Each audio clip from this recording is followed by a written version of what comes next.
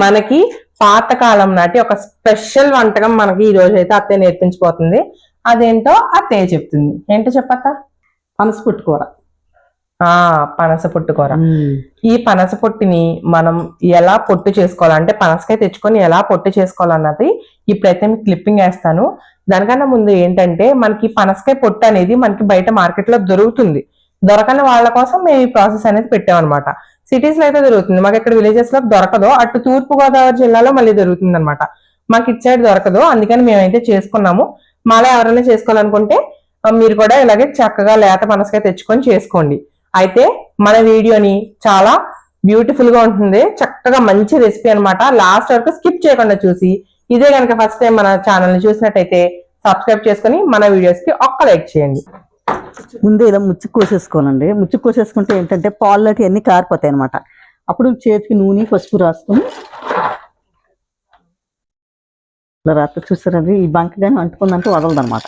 అందు గురించి కొంచెం నూనె పసుపు రాసుకుంటే బంకలాడుతుంది ఉండదు.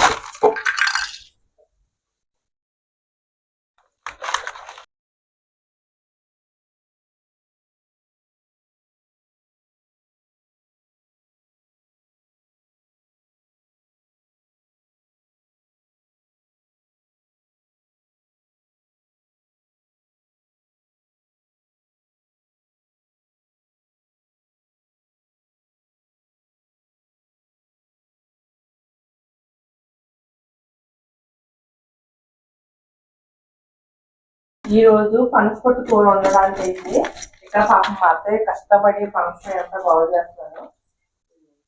భవాని గారు ఏమో ట్రైనింగ్ అవుతున్నారు, అనిపిస్తుంది కదా. తొక్కంతా తీస్తున్నారనమాట. ఎవరు తొక్క తీయాలి తెలియక పనసకాయ తొక్క తీయాలి. పనసకాయ తొక్క లేకపోతే వదిలితే నా తొక్కే తీసేసేలా ఉందండి. ఈ సైజ్ ముక్కల్లా కట్ చేసేసండి ఇలాగా మిక్సీ జార్లో వేసి మిక్సీ చేసుకుంటే మనకి బాగానే రసం కింద వస్తుంది. మీకు చూపిస్తాను. ఇప్పుడండి మీరు పూర్తిగా మిక్సీ చేయకుండా జస్ట్ చూసారు కదా, ఇలా పల్సిస్తే సరిపోతుంది అనమాట. చూడండి చక్కగా అయిపోయినాయి పీసెస్. చాలా ఈజీగా చేసేసుకోవచ్చు పనస పొట్టు. ఒకవేళ మీ ఎవరికి మార్కెట్లో దొరకనట్టయితే దొరికే వాళ్ళు మార్కెట్లో తెచ్చేసుకోండి. ఇలాగా కొంచెం నూనె పసుపు సాల్ట్ కలిపేసుకున్నాం. ఎందుకంటే బ్లాక్ వచ్చింది కదా, బ్లాక్ రాకుండా కండ్రెక్ కన్నా ఉంటుంది.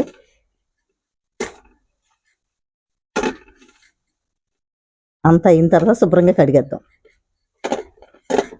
మనం ఇప్పుడు ఇంతకీ చేసిన సగం కూడా చేయలేదండి, కొద్దిగానే చేసాము. అంటే ఇవి నలుపు వచ్చేస్తున్నాయి అని చెప్పి వెంటనే నూనె పసుపు ఉప్పు వేసి కలిపేస్తున్నారు అనమాట. శుభ్రంగా 4-5 సార్లు కడిగేసాను. కడిగేసిన తర్వాత ఇంకా మంచి నీళ్ళు వేస్తాను ఉడకబెడతానికి. కొంచెం ఉప్పు పసుపు అలాగే కొంచెం నూనె అలాగే కొద్ది నూనె వేసి ఉడకబెట్టాలన్నమాట. కూర వండేటప్పుడు ఉప్పు చూసి వండుకోండి, ఎందుకంటే ఇందులో ఉప్పు వేస్తున్నాం కదా ఆల్రెడీ ఉడకడానికి. దాదాపు ఎంతసేపు ఉడకాల్సి వస్తుంది అత్త ఇది? అదే మనం ఎక్కువ క్వాలిటీ తీసుకుంటున్నాం కదా, పడుతుంది పావుగంట. చూసామా ఇలాగైతే ఉడికిపోయింది అనమాట. సో పెట్టుకుంటే సాఫ్ట్గా ఉంది. ఇలాగ మీకు అంతకే పెట్టుకుంటే కొంచెం నోట్లో పెట్టుకున్నాం అనుకో తెలిసిపోద్ది మనం. ఇది వాడేసేసి వాడిపోయిన తర్వాత గట్టిగా నీళ్ళు లేకుండా పిండేసుకోవాలి. ఓకే, ఇప్పుడైతే దీన్ని బెజ్జల గిన్నెలు వేసుకొని వాడేసుకోవాలి. ఓకే, చల్లారాక పిండుదాం. సరే, ఇది పూర్తిగా చల్లారిపోవాలి. ఇప్పుడైతే ప్రాసెస్ ని అత్తయ్య చేతిలో పెట్టేద్దాం. చెప్పతా నెక్స్ట్ ఏం చేయాలి? ఈ కూరకి కొంచెం నూనె అది ఎక్కువే పడుతుందమ్మా. ఈ రెసిపీ అండి నేను అసలు ఒక్కసారి కూడా తినలేదు, ఫస్ట్ టైం అనమాట తినడం, మీతో పాటే నేర్చుకోవడం కూడా. మరి అత్త, మరి నీ సంగతి ఏంటి? నువ్వు ఎన్నిసార్లు తిన్నావు? నేను ఒకసారి తిన్నానమ్మా. ఒకసారి తిన్నావా? మరి ఎక్కడ నేర్చుకున్నావు? మా ఇంటికి ఆవిడ కావంటి ఆవిడ ఉండేది అనమాట. కావంటి ప్రేమలు ఎక్కువ వండుకుంటారు ఈ కూరని అనమాట. వాళ్ళ దగ్గర నేర్చుకున్నా. మనం అంటే తక్కువ, వాళ్ళంటే కంపల్సరీ ఈ కూర ఉండాలి. వాళ్ళ ఫంక్షన్ లో కూడా కంపల్సరీ పనసపొట్టు కూర అంటే వాళ్ళకి పెద్ద ఇది అనమాట. ఫస్ట్ ఇలాగా పచ్చిమిరకాయలు వేసేసి పక్కన వేసేస్తుంది. ఇదమ్మా పచ్చిమిరపకాయలు వేగిపోయి కదా కొంచెం దగ్గర రాదు ఇంత కంపెనీ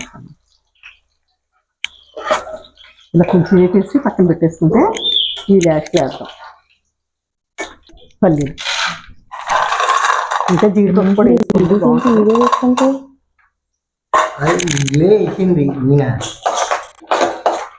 విజిల్ వేయగమ్మా విజిల్ వేయకే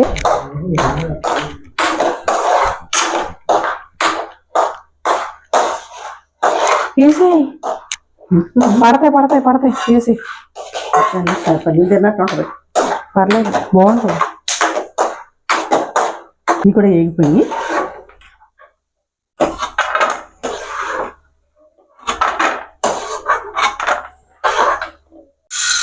ఇందులో కొంచెం తాలింపులు ఎక్కువ వేసుకోండి ఎందుకంటే పంటికి తగులుతూ ఉంటే టేస్ట్ బాగుంటుంది అన్నమాట మినపప్పు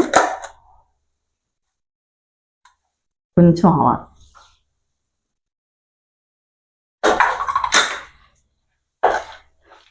అది ఇందాక ఉడకబెట్టింది ఉంది కదమ్మా అది కొంచెం పిండి తాలింపు వేసేద్దాం ఎండుమిరపకాయలు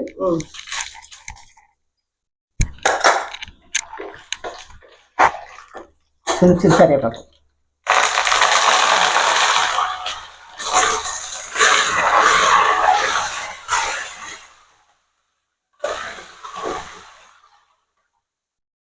ఇందులో జీలకర్ర అవి ఏమి వేయక్కర్లేదు అన్నమాట జీలకర్ర ఏం అట్లా కొంచెం ఇంగువ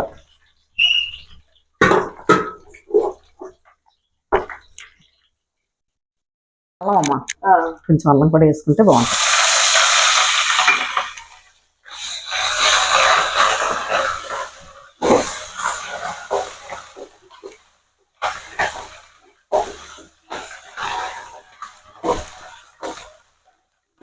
ఇగమ్మ తాలింపు అంతా ఎగిపోయింది ఈ పిండి నిధులు వేసామ్మా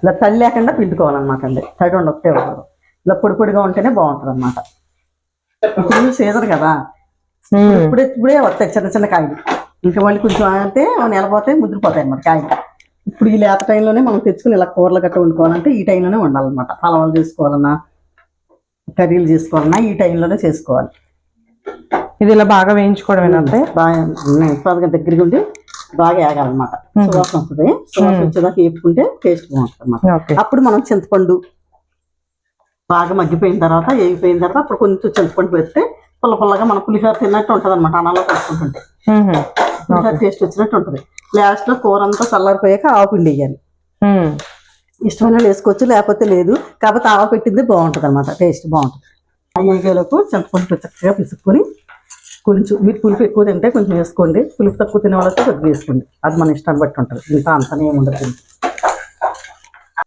ఇలా కొంచెం చింతపండు పులుసులో కొద్దిగా బెల్లం వేసుకోండి కొంచెం వేగింది కదమ్మా అప్పుడు కొద్దిగా లైట్గా కారం వేద్దాం పెద్ద కారం అనిపించట్లేదు కదా ఎండుమిరపకాయలు పచ్చిమిరపకాయలు కారం లేదు నాకేం అనిపించలేదు తప్పదు కదా కొద్దిగా కారం వేసుకోండి ఇప్పుడు పల్లీలు పచ్చిమిరపకాయలు వేసేద్దాం ఎందుకంటే కారం పచ్చిమిరపకాయల కారం కూడా కూరకు పట్టిద్ది అన్నమాట ఇప్పుడు కొద్దిగా చింతపండు వేసుకోండి కొద్దిగా వేసుకోండి చాలు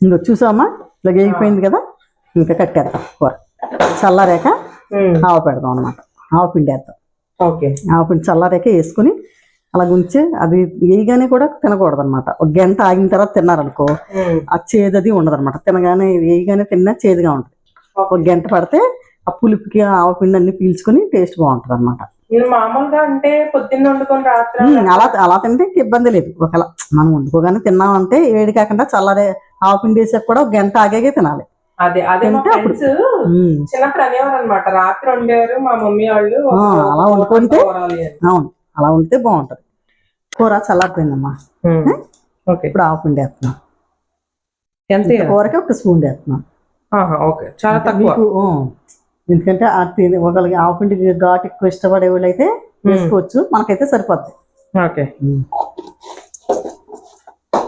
కూరకు ఒక స్పూన్ అదే టేస్ట్ బాగుంటుంది అన్నమాట ఆ ఫ్లేవర్ అయితే అవునులే, పులిహోరకి కూడా మనం అంతా ఇయ్యం కదా, కొద్దిగా వేస్తేనే మంచి ఫ్లేవర్ వస్తుంది. అవును, ఇలా వేసిన తర్వాత కలిపేసి మగ్గబెట్టి ఉంచామనుకో అది ఊరితేనే బాగుంటుంది అనమాట. ఇలాగ ఈగానే కూడా తిన్నా కొంచెం లైట్ గా ఆవపిండి కదా, దాని చేదు ఘాటు అవన్నీ తెలుస్తాయి అనమాట. ఇలా తినేస్తే అందులో అన్ని పులుపు అన్ని పీల్చుకుని ఆవపిండి కూడా, ఇంకా నూనె కూడా ఎక్కువ వేసాం కదా, నూనె కూడా ఎక్కువ పట్టింది అనమాట కూరకి. అదే మనకి ఇది పులిహోర లాగా ఒక పూట ఊరితేనే ఊరితే బాగుంటుంది, నిల్వ ఉండే కొద్దీ బాగుంటుంది అనమాట కూర, టేస్ట్ బాగుంటుంది.